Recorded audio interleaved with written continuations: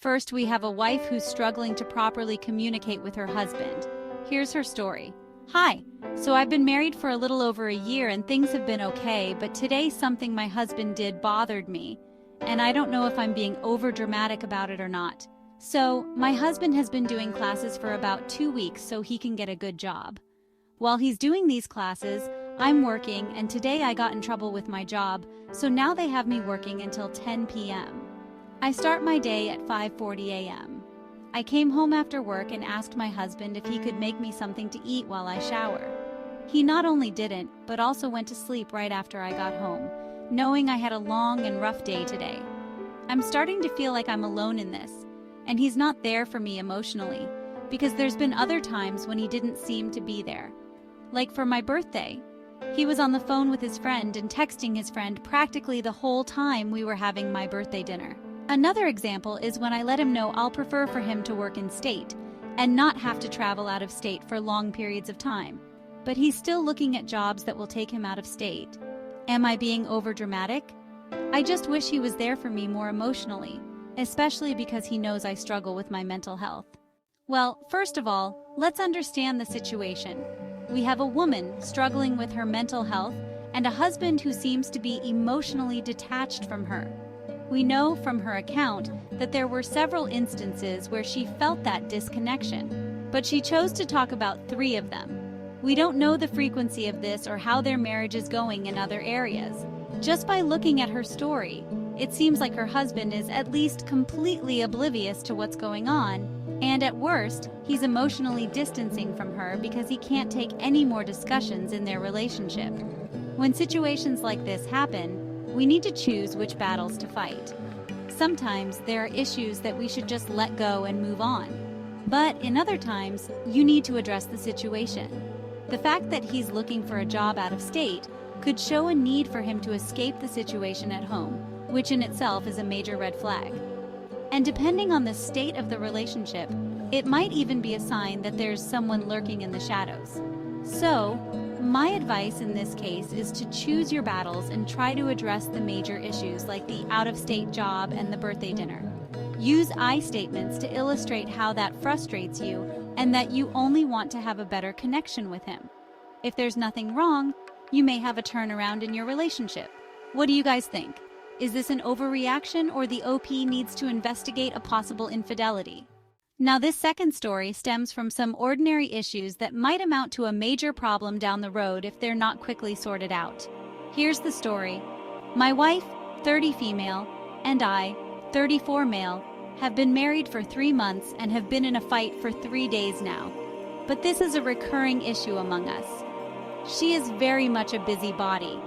If we go on vacation, she must jam it full of booked activities where the vacation feels way more like work to me. I'm only saying this because this behavior causes my anxiety to spike. The recent fight over Canada Day weekend, we woke up and were in bed, and within a few minutes of being awake, she was telling me all the things we have to do that day, which included weeding the garden bed, helping her sort the spare bedroom, which is just a storage room for her clothes. I instantly got frustrated and she threw a, "You never consider my feelings" at me for not wanting to sort out the spare room. We have a division of labor in terms of I do the cooking, meal prep, and dinners, while she does the dishes. I do the laundry and garbage, she does the floors, and we share vacuuming. I do upstairs, she does downstairs. I will fully admit, I do not always fold the laundry in the time she would like. It sometimes will sit for a day after the wash before I fold it, especially if I had a particularly hard week with work or other projects we have to do. I take on a lot of the financial load around rent, car, and groceries, mainly because she is taking on the load of paying for our lawyer to work through her immigration process. And really, I make more money, not by a ton, about 20,000 more. So I am happy to take on more. I never restrict access to things I pay for. She has free reign over the car whenever she wants access. I don't often leave the house, so really if we aren't working, the car is hers to use. I pay gas, insurance, etc. However, in our recent fight, she keeps saying, "Am I allowed to use your car?" as if I control her movement. I don't ask where she's going or when she's back. I trust her, she's an adult. Another area of contention is that I have an office. I work from home 3 days of the week. When I am not working, I am usually on my personal PC playing video games, watching movies, or watching YouTube. Usually she will read her book or watch Netflix on the 60-inch big screen I bought for the main floor. She threw my room in my face today in our recent fight and says it's unfair that I have a dedicated space in the house. I think what I am mainly trying to get out of this post is some honest advice and feedback on how I can adapt to marriage and how to navigate her needs and the division of labor. I clearly am not doing a good job of it so far, and I want some guidance on how I should move forward.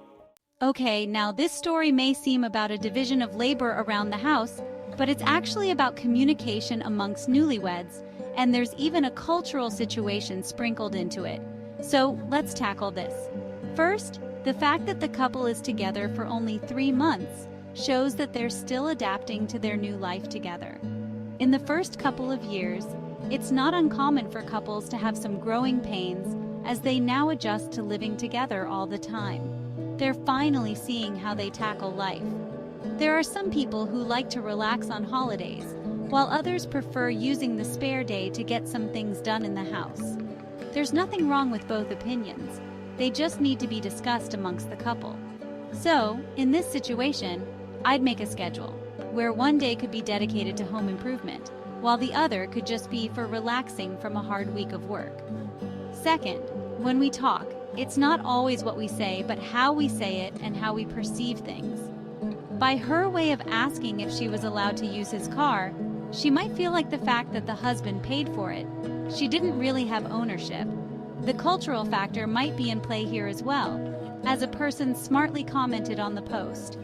By looking at the car comment and the office situation, it seems like she's a little frustrated that she doesn't see herself being fully contemplated in their lives. Maybe the car isn't what she'd like to drive. Maybe she wanted to have a reading room for herself. That could be something to be discussed and worked on in the future. If I had to guess, I think she wants a car of her choosing and the spare bedroom for her. That might not be a big issue. A nice little talk might help iron things out. So, what do you guys think? Is this a case of growing pains, or this couple needs counseling as soon as possible? Leave your comments down below. And if you want to have more daily doses of Reddit stories, please like this video and subscribe to the channel. These little actions will help us continue to build this community of love and support. And if you want to see some videos on little signs that can show your marriage is on the rocks, check out these videos popping up on the screen right now. Thank you, and we'll see you soon here at the Academy of Love.